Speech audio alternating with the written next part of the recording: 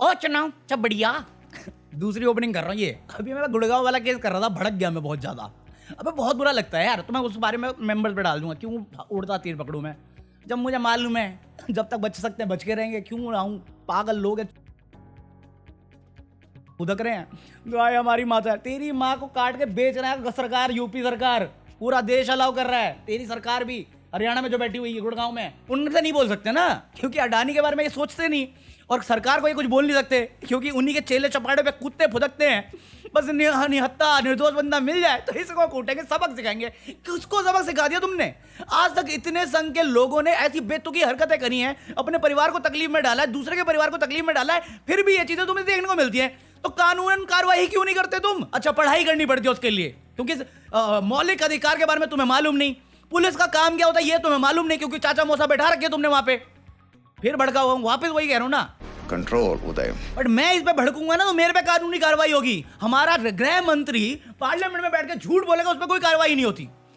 हमारा प्रधानमंत्री पार्लियामेंट में बैठ के झूठ फेंकेगा, कोई कार्रवाई नहीं होगी। आप क्रोनोलॉजी समझ लीजिए। मैं मजाक नहीं कर रहा। लास्ट वीक मेरे को ना एक कमेंट आया था, तो मैं याद है हम बात करते हैं इलेक्शन कमीशन, वोट चोरी, वोट फ्रॉड, वोट स्कैम, उसमें हम बात करते हैं कि इनको इम्यूनिटी दी गई है, जो इलेक्शन कमिश्नर है उनको इम्यूनिटी दी गई है, या उनका जो सिलेक्शन प्रोसेस है उसे हाईजैक कर लिया गया है सीजीआई को हटा के। ये मेरे को कमेंट आया था कि भाई एक मिनट, ये तू बोलता है ना ये मोदी की गलती, ये राहुल गांधी का है, ये कांग्रेस का है। मैं जोक नहीं कर रहा हूँ, ये फैक्ट बता रहा हूँ, सच बता रहा हूँ। आया था मेरे को रिसेंट वीडियो में, 7-10 दिन के बीच में आया कमेंट।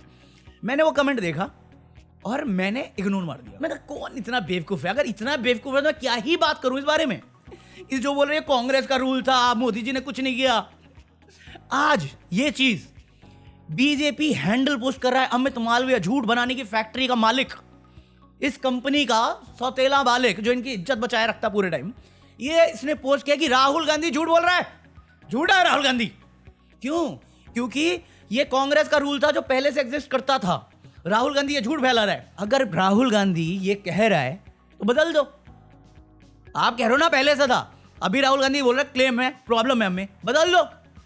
ये क्या डिफेंड करो कि पहले से था, उसे प्रॉब्लम है, बदल दो। अपोजिशन की इज्जत तो है नहीं, जब खुद थे तब तुम्हें चाहिए थी इज्जत। मैं मजाक नहीं करता जब मैं बोलता हूं बीजेपी अपोजिशन में रहने लायक है, बस उसके मुद्दे उठाने सही होते हैं, उसको दिखावा करना सही आता है, क्योंकि रूल और गवर्न करना उसको नहीं आता है। सही बात है। और रही बात ये इस बात की, अमित मालवीय की कोई इम्यूनिटी नहीं थी इलेक्शन कमिश्नर को, कोई भी नहीं।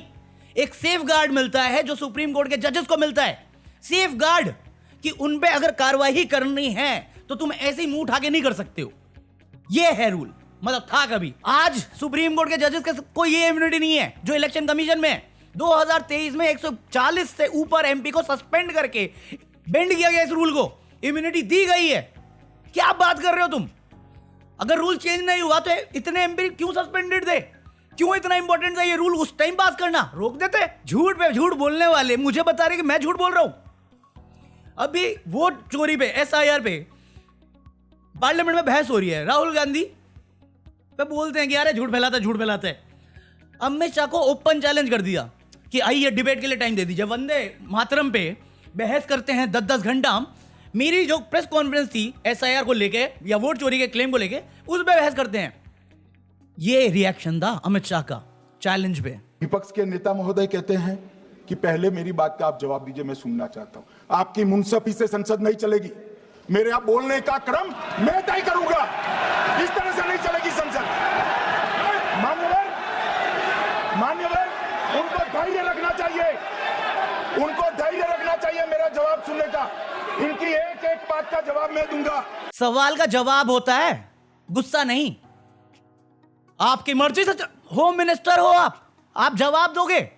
बीवी नहीं हूं जो नखरे दिखाओगे। साले वंदे मातरम का टॉपिक है, वंदे भारत की बात करने लग जाते हो। वंदे भारत की भावना है। वंदे भारत की भावना है। अंग्रेजों को तो वंदे भारत से दिक्कत थी। वंदे भारत गीत, ये वंदे भारत ये वंदे भारत की रचना के वंदे भारत मातरम गीत, वंदे भारत गीत की भावना है तेरा। हमें वंदे भारत। सरदार पटेल 1950 में निकल गए, बट एक वोटिंग में नेहरू को फेवर गया था। आज तक आप उस कलेश में हो। एल.के. अडवाणी के साथ जो किया उसमें कौन बात करेगा? अपनी टाइम में भूल जाते हो कैसे सबको सीनियर को साइडलाइन किया है, अपने गुरुदेव तक को खा गए हो। मैं बात करूं आरएसएस की हिस्ट्री की या बीजेपी की हिस्ट्री की, कैसे आगे आए हो? मरना तेरे को डर नहीं लगता? चिट्टा तो हमें भी पता है सर, कितना मिटा दोगे इतिहास। ये जो कर रहे हो नेहरू का, सही तो कहता है ये बंदा। एक ही बात कहूंगा कि इस पूरा डिबेट का मकसद नेहरू को बदनाम करने के लिए है। इस पूरा ये एक प्रोजेक्ट का अंग है और ये प्रोजेक्ट इतना भयंकर प्रोजेक्ट है कि एक सीधा साधा विनम्र सोबर रक्षा मंत्री भी इसके जाल में आ जाता है। और रक्षा मंत्री भी बहुत कुछ बोलते रहते हैं जिसका कोई ऐतिहासिक प्रमाण नहीं है। कि नेहरू को डिस्क्रेडिट करना चाह रहे हो आप, ताकि अपनी ये माइंडसेट बढ़ा सको कि नेहरू गलत था, गांधी गलत था, सावरकर रॉक्स। तो उस वक्त के जितने प्रांत थे इसके कांग्रेस के अध्यक्ष होने, उनके एक एक वोट से तय होना था। अब 28 वोट श्री सरदार पटेल को मिले और 2 वोट जवाहरलाल नेहरू जी को। सरदार पटेल अगर जीवित होते और वो अगला इलेक्शन होता तो जीतते ना। जीतने के बाद आरएसएस को बैन करते। मैं लिख के देने को तैयार हूं। बोस की तारीफ कर रहे हो, अभी इलेक्शन बिहार के वेस्ट बंगाल के आ रहे हैं, सबसे पहले बैन करता वो आपको। नेहरू से प्रॉब्लम है। कल ये प्रधानमंत्री जो बोल के गया था वंदे मातरम के लिए कि नेहरू की गलती है, नेहरू के साथ अकेला डिसीजन नहीं था नेहरू का, वो मैंने दिखा भी दिया था तुम्हें। टैगोर और बोस दोनों थे। झूठ फैलाने का खुद नहीं पता था झूठ बोल रहे हैं। और ये वेस्ट बंगाल में अगर हाईलाइट हो गया तो कितना बैकफायर करेगा। अरे चुप हो जाओ पापियो, चुप हो जाओ। 10 घंटा बहस कर रहे हैं बैठ के पार्लियामेंट में वंदे मातरम के ऊपर। बंकिम चंद्र चट्टोपाध्याय बोला नहीं जा रहा इनसे, बंकिम दा हो जाता है, बोला नहीं जाता हमको। बट वंदे मातरम की बात में जिसका लिखा हुआ गाना है उसका नाम नहीं बोला जाता, तो वंदे मातरम कैसे बोलेंगे? वंदे भारत बोलना शुरू कर देते हैं ये काबिल लोग। जो बंकिम बाबू की जन्मस्थली पर बना हुआ गवेषणा केंद्र है, और लोग इस बात पे ट्रोल कर रहे हैं कि अरे तुम्हें बोलना नहीं आ रहा, तुम्हें पता ही नहीं, साले बैक बेंचर हो तुम। मैं कहा बोल तो लिया, बोल तो दिया। तो मैंने सोचा साला ये चुनाव आयोग के संसद में बैठ के ऐसी भाषा का प्रयोग आज तक नहीं हुआ है। सीधा होता है तो वो चलता है, बट गृह मंत्री कर रहा है तो चलेगा ही ना। आज का अमृत काल है। यहाँ पे मासूम बच्चों को कूट दिया जाता है क्योंकि आस्था हर्ट होती है। कानून व्यवस्था अपनी छुट्टी मना रहा है।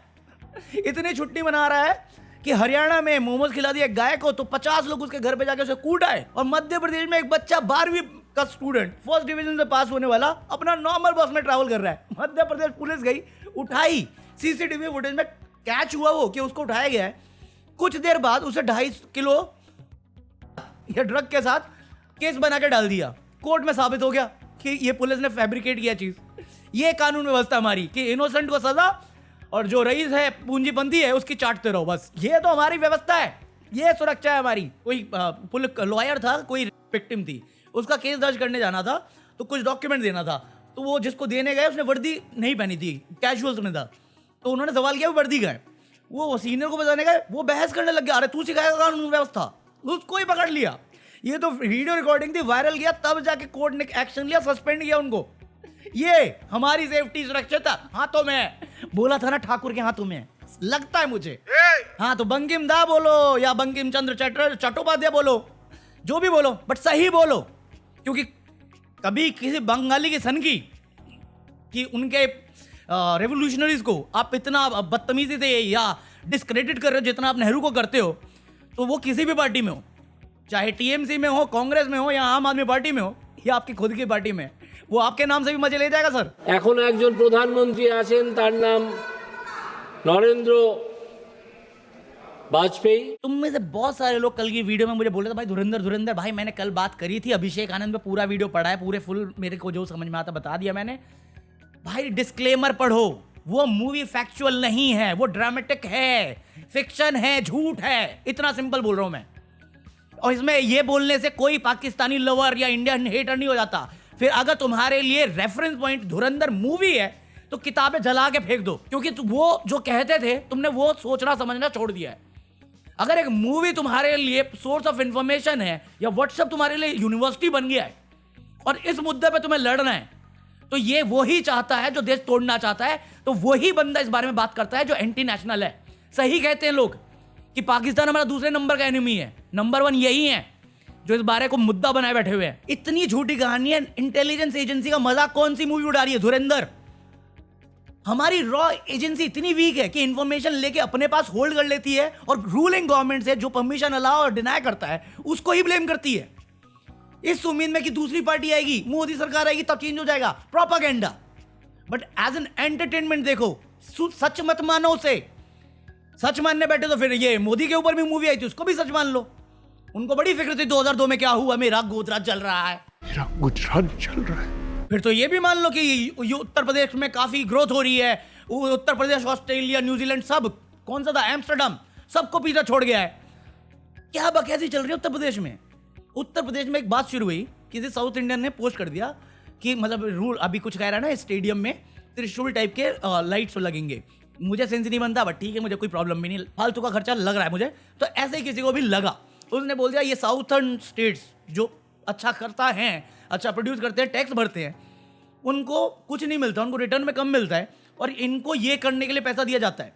तो उसमें बोला अबे ओ पागल है गया, पागल हो गया तू। फन स्टोरी बता रहा तेरे को, उत्तर प्रदेश ना ज्यादा कंट्रीब्यूट करता है जीएसटी में साउथर्न स्टेट से।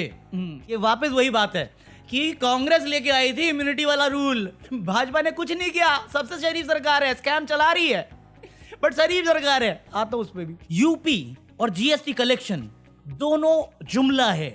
मैं तुम्हें ये चीज समझा के गया हूं, मेरी वीडियोस में पड़ी हुई है, पुरानी वीडियोस में पड़ी है, मेंबर्स में पड़ी हुई है, हर जगह एक्सप्लेन किया हुआ है। GST numbers, GDP growth number सब जुमला है तुम्हारे लिए। तुम जितना खर्च करते हो, जितना तुम उधार लेते हो, वो सब जीडीपी ग्रोथ में आता है, पर कैपिटा में नहीं। जो जीडीपी नंबर तुम देखते हो, तो 8% देख के जो खुदा करे हो ना, वो सिर्फ कुछ लोगों के लिए है, देश भर का नहीं है। ये नंबर जुमला है। जीडीपी और जीडीपी पर कैपिटा दोनों जमीन आसमान का अंतर है, और वही क्लास का डिफरेंस हमें देखने को मिलता है। उत्तर प्रदेश ग्रांट्स पे ग्रांट्स लेता है, जिसके चक्कर में उसका जीडीपी ग्रोथ कंट्रीब्यूट ज्यादा दिखता है, और वो साउथर्न स्टेट से लेके सेंट्रल गवर्नमेंट यूपी को देती है। यूपी जो टैक्सेस कलेक्ट करती है वो ऑलमोस्ट 4.5% है, और इसके रिटर्न में, इस 4.5% में उनको 16% टैक्सेस सेंट्रल देता है। महाराष्ट्र पता कितना देता है टैक्स में? 36.5%। उसको कितना मिलता है महाराष्ट्र को पलट के? 36.5 का सिर्फ 6.5%। ये रिपोर्ट कह रही है, मैं नहीं कह रहा हूं।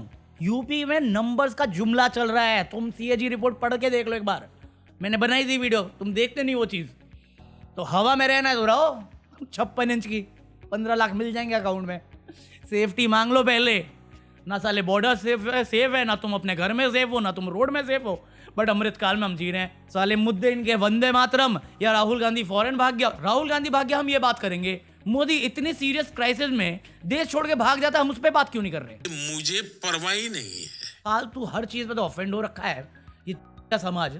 और ये गधापंथी पता किसकी है? इनकी नहीं, जो भड़के हुए हैं और ये हरकतें ऐसी करते हैं। ये गलती उनकी है जिनके पास दिमाग है और वो चुपचाप बैठे हुए हैं, इस उम्मीद में कि अपना नंबर नहीं आएगा। अपना भी नंबर आएगा, आज नहीं तो कल। मैं बोलता रहता हूं, मान लो मेरा तो आएगा ही आएगा, तुम अपना देखो। Peace out.